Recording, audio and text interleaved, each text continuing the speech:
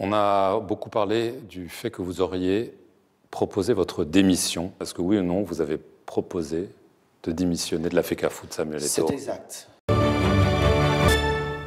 Comment vous allez? Bienvenue chez vous. Je vous demande ça va bien? Un accueil respectueux avec beaucoup de sourires qui n'a duré malheureusement que quelques secondes parce qu'après tout a dégénéré. Cette vidéo qui fait le tour des réseaux sociaux est non seulement révoltante mais insupportable. Chacun fait sa lecture de la situation mais ce conflit qui est très profond me pousse à me poser certaines questions. Samuel Eto'o va-t-il pouvoir aller jusqu'au bout de son mandat? Est-il dans son droit de réagir comme il l'a fait? Je vous rappelle juste après cette vidéo, certains de ses propos qu'il a tenus il y a 3 mois environ. Ne dérangez pas mon lieu de travail et vous me connaissez très bien. Ici, vous n'avez pas parole.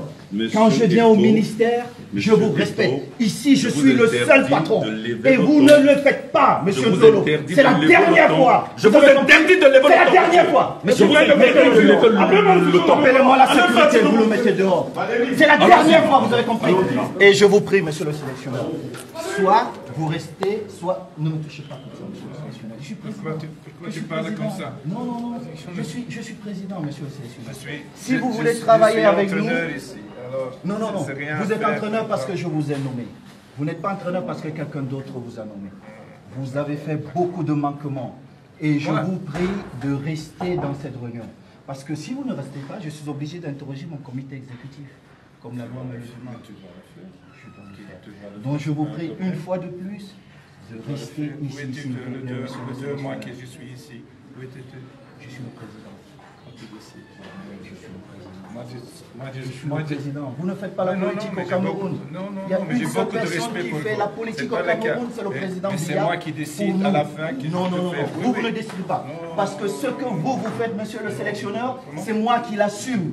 C'est moi le président de la fédération. Ce que vous faites, c'est moi qui l'assume. Ce n'est pas vous. Dans votre pays, je ne le fais pas. Et vous ne me parlez pas comme ça, monsieur le sélectionneur. N'oubliez pas, en tant que footballeur, vous ne pouvez jamais me parler. Donc maintenant, je suis le président. Vous ne me parlez pas comme ça. D'accord? Vous vous asseyez et on travaille. Arrêtez un peu ce bordel. Il est temps d'arrêter ce bordel. Mais c'est pas possible. Mais vous pensez que vous êtes dans quel pays, monsieur? Vous pensez, je peux faire ça en Belgique? Vous pensez que je peux faire ça en Belgique, monsieur le sélectionneur? Alors, mais comment vous pouvez faire ça au Cameroun? Jamais entraîneur. Hein? J'ai été entraîneur. Pour 3 semaines. Oui, et j'ai été très très grand joueur. Très très grand joueur. Non, non. Beaucoup, beaucoup. Merci beaucoup. Et si vous traversez, vous ne reviendrez plus. Directeur, convoquez mon comité exécutif. C'est honteux de voir ce genre de choses en Mondiovision. L'extrait de l'interview que je partage avec vous donne une lumière sur l'origine du problème. J'ai parlé des acteurs du football camerounais, certains d'entre eux. Est-ce qu'il y a des acteurs politiques qui, d'après vous, cherchent à vous mettre des bâtons dans les roues? Le ministre des Sports, on a parlé du secrétaire général de la présidence de la République, peut-être. Je vois que vous, non seulement vous souriez, mais vous riez. Est-ce qu'il y a des gens haut placés, puissants, pas seulement dans le football, mais au-delà, qui pensent que Samuel Eto'o ne devrait pas être là où il est? Pour ceux qui le savent, j'ai une très bonne relation avec le secrétaire général à la présidence, que j'appelle affectueusement mon grand frère, même s'il est le patron.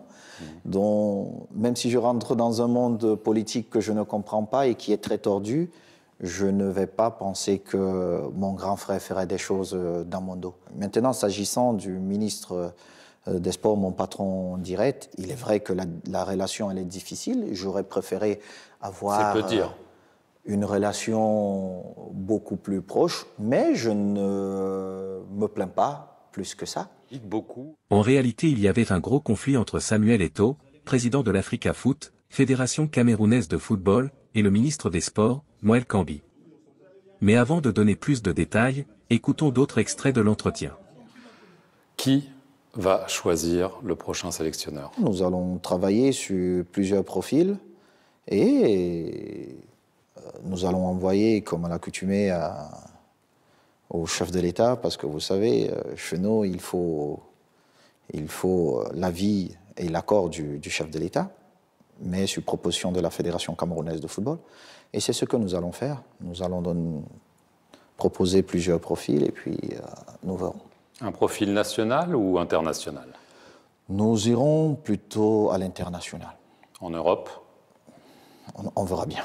Un entraîneur avec de l'expérience en Afrique? Il est important qu'il ait de l'expérience en Afrique ou pas. Nous avons vu, et je dis d'ailleurs félicitations aux sélectionneurs ivoiriens qui n'avaient pas d'expérience à ce niveau, mais qui a mérité de gagner ce trophée. Un profil du type Hervé Renard, par exemple? Vous souriez? J'espère que Hervé serait intéressé à entraîner pour nous la meilleure équipe d'Afrique. Donc on est d'accord que là, la fédération va proposer plusieurs entraîneurs, mais que vous ne vous laisserez pas imposer un entraîneur que vous n'aurez pas choisi. Ce rôle est de la compétence de la fédération, et uniquement de la fédération, pardon. Et ce n'est pas une polémique. Nous allons proposer, et puis nous espérons que parmi les 3 choix que nous apporterons, un des profils retiendra l'attention du premier sportif camerounais. Finalement, les choses ne sont pas passées ainsi. Je vous explique. Le cœur du problème réside principalement dans la nomination du sélectionneur de l'équipe nationale de football du Cameroun. Ce point précis a été une source majeure de friction entre Samuel Eto'o, en tant que président de la Fédération camerounaise de football, et le ministère des Sports.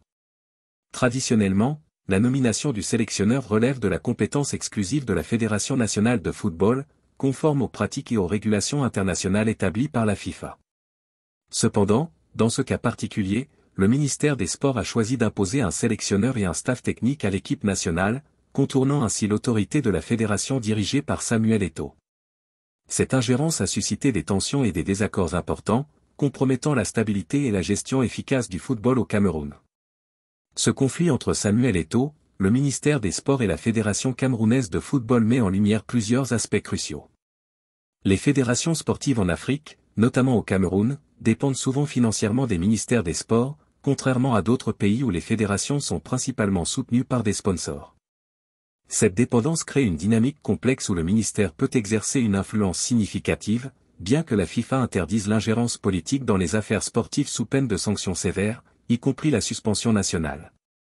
Samuel Eto'o, élu président de la Fédération camerounaise de football, a cherché à réformer et à revitaliser le football au Cameroun, promettant un changement radical par rapport aux pratiques précédentes. Cependant, ces initiatives ont déclenché des tensions avec le ministère des Sports, notamment lorsque ce dernier a interféré dans la sélection du personnel technique de l'équipe nationale, une prérogative normalement dévolue à la fédération. Cette situation reflète un déséquilibre entre le rôle administratif du ministère et la gestion opérationnelle de la fédération, exacerbant les conflits d'autorité. Bien que Samuel Eto'o ait été élu démocratiquement et qu'il soit protégé par les règles de la fédération contre le limogeage politique, le ministère des Sports a tenté d'imposer ses décisions, provoquant une crise institutionnelle publique et nuisant à l'image internationale du football camerounais. En conséquence, ce conflit met en évidence l'importance cruciale d'une gouvernance indépendante et professionnelle dans les fédérations sportives, ainsi que la nécessité pour les ministères des Sports de respecter les rôles définis par les réglementations internationales, afin d'éviter les conséquences néfastes pour le sport national et sa réputation mondiale. On a beaucoup parlé du fait que vous auriez proposé votre démission après la Coupe d'Afrique des Nations. Est-ce que oui ou non, vous avez proposé de démissionner de la FECAFOOT, Samuel Eto'o? C'est exact. C'est exact. Mais il faut comprendre que pendant un moment donné, quand on essaie de travailler, et en plus on était en mi-mandat, on a eu un échec important ou une contre-performance, comme je le disais un peu plus tôt. Et il est bien de revenir vers ceux qui dirigent la fédération, parce que c'est mon comité, c'est mon board qui dirige la fédération, et poser sur la table la question de savoir est-ce que les choses sont en train d'être bien faites ou pas. D'où ma démission, et je suis plutôt heureux parce que j'ai eu la motion de soutien de tout mon board, et on continue à travailler. Donc vous n'abandonnez pas, vous irez au terme de votre mandat? J'irai au terme de mon mandat parce que ceux qui m'accompagnent dans ce projet ont estimé qu'on était en train de bien faire des choses. Évidemment, on a connu quelques contre-performances, mais qu'il fallait continuer. J'espère qu'il va continuer malgré tout. Je note 2 grandes leçons de cet dernier extrait de son entretien. D'abord, je note l'humilité dont il témoigne en reconnaissant ce qu'il qualifie sagement de « contre-performance ». Ensuite, il a de la considération pour son comité. Il prend l'initiative de la consulter avant de voir s'il gère bien la fédération. Enfin, sa détermination à aller jusqu'à la fin de son mandat malgré les échecs. J'espère que les tensions avec son supérieur, le ministre des Sports, ne vont pas le pousser à bout et l'amener à déposer sa démission. C'est quand même une situation très inconfortable pour lui. Je voudrais avoir votre avis en commentaire. Merci pour votre engagement dans notre communauté. À bientôt.